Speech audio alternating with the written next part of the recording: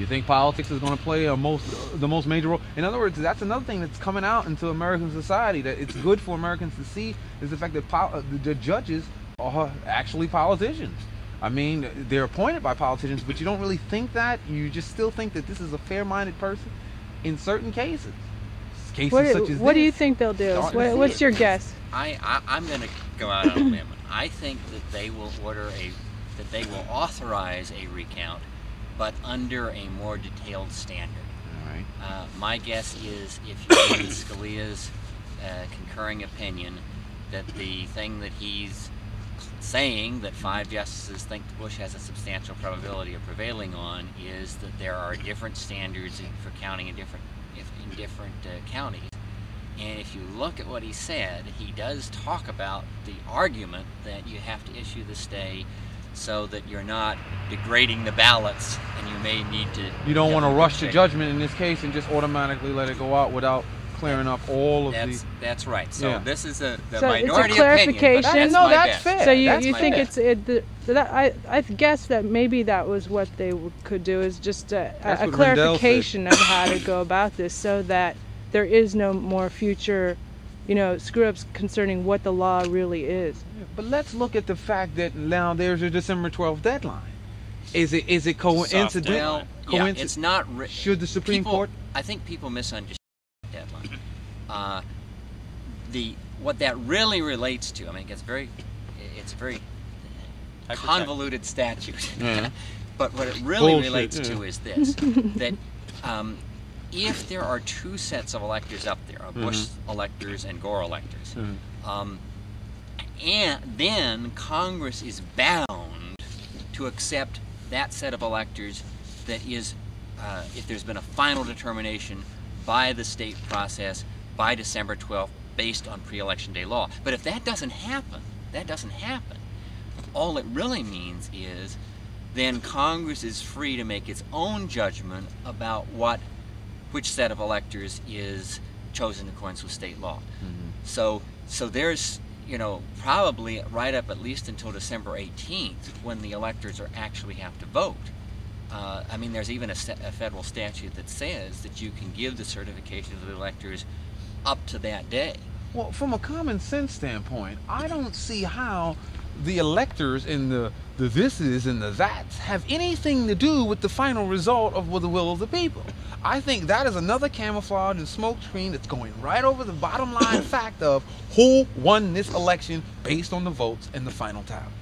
That's nothing to do... Are you saying that the popular vote should govern without regard to the electors? No, that shouldn't change. Or because without regard to details about how they should be counted? It is apparent that if the Supreme Court, let's say, votes against the Gore camp, the 45,000 votes are not counted. Or even if they are counted, the governor of Florida and the Florida legislator, even if they are counted, still has, from what they're touting, the ability to say, we're going to pick the legislators anyway, and we're going to put you in a position where it's too late and you can't do anything about it. Maybe you guys are lawyers, so you know more in-depth things. There are legal arguments against that, and you might see that if it comes down to that. Because that's what they're perpetuating. Remember the emergency session they so-called called on Friday just to get it, in case. It is complicated, I think. They're going on a theory, which I think has a flaw in it, but their theory is this. They're saying that if there is no final determination of who the electors are... There's no such thing as that. Well, there might be. I mean, we could get it from this court tomorrow or the next day. We could get a final determination. It might not be one that we think is the right determination, but it could be, there's that old statement about the Supreme Court justices that they're not final because they're infallible, they're infallible because they're final. Do you disagree, not to mean to cut you off, sir, but do you disagree that the final determination should come here or at the final tally as far as the votes from the people who are involved with the process? We already know these guys' votes. In other words, 5 Republicans, 5 Democrats appointed by these people. Well, we already know 7 Republicans, but okay, we already know that Democrats. vote. In other words, 7 Republicans. That's interesting. Who is part of the 4 that joined with, let's say, the 2 Mrs. Republicans Ginsburg? in the dissent? Who? Justice Souter appointed by George W.'s father, and Justice Stevens appointed by Jerry Ford. Interesting. Are they voting mainly on party lines, but not necessarily. Not. I mean, Well, a they couple of can't- Republicans. ideological Yeah. lines. Logical. No, you can't even look at that. You're talking about George Bush. You're talking about George Bush. His son is the issue here. You're talking about Gerald Ford. You know, those are administrations she was familiar with because Dick Cheney was chief of staff there. So no, you can't say it's along party lines if two Republicans. You know, you usually have a sense of loyalty, especially with these kinds of things. So that's interesting. I thought it was just 5-4. I thought it was 4 Democrats, 4 Republicans. No, but it is the known ideological split on the court. The 5 conservatives, the 4 liberals. I mean, you know, so to speak. Some are somewhat moderate. But George Bush is a conservative, and Justice Souter is voting against Well, the so-called Souter's not conservative really theme of the issue. a conservative. Souter has been a big disappointment to the Republicans who, you know, when George Bush nominated him, they thought he'd be a little bit more on the right end of the spectrum. Did Bush, Right. you know how a lot of people, like, they're talking about bringing Sam Nunn over to run at the Department of Defense, something like what Clinton did with Cohen, a Republican, and a Democrat with the Republicans, things like that, just trying to show a little bit more leverage as far as we're not totally out of hand. We want to bring some Democrats into our administration as well. Was Justice Souter that kind of person, in other words, or was he strictly conservative at one point, and now when Well, he it's gets sort here, of funny. he starts He sort of was bending? he was chosen at the time that Governor Sununu, I say former governor of New Hampshire, was the chief of staff. Yeah. He got fired, He eventually got fired, right? But and Senator Rudman, who was at the time the senior Republican senator from New Hampshire, had worked very closely with Souter.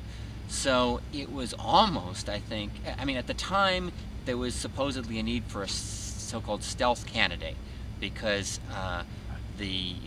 after the Bork episode, there was a general consensus that if you had a justice who was clear, particularly on the issue of Roe versus Wade and reversal of Roe versus Wade, that justice just couldn't be confirmed. So the idea was to get somebody who, quote, didn't have a paper trail so that it wasn't, people, you know, would be less controversial. And Souter was one of those stealth justices. The only thing is he turned out to be primarily, I guess you could say, instead of a stealth justice for the right, he turned out to be a stealth justice for the left, which is oversimplified, of course. But I knew it had to be a loophole there somewhere. So what brings you here? I mean, why aren't you watching this on CNN or whatever?